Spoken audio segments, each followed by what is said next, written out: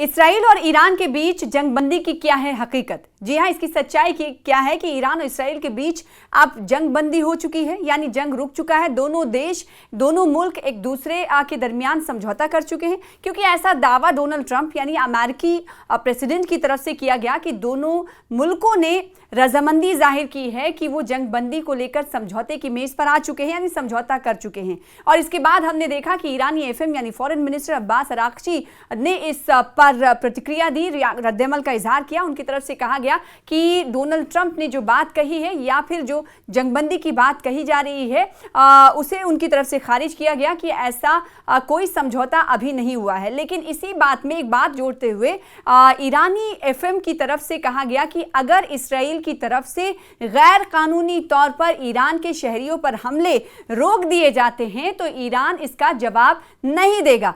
दूसरी तरफ हम ये देख रहे हैं कि भले ही ईरान और इसराइल के दरमियान जंगबंदी का दावा करने वाले डोनाल्ड ट्रंप हैं, लेकिन उसके बावजूद भी ईरान की तरफ से अटैक लगातार इसराइल पर जारी है।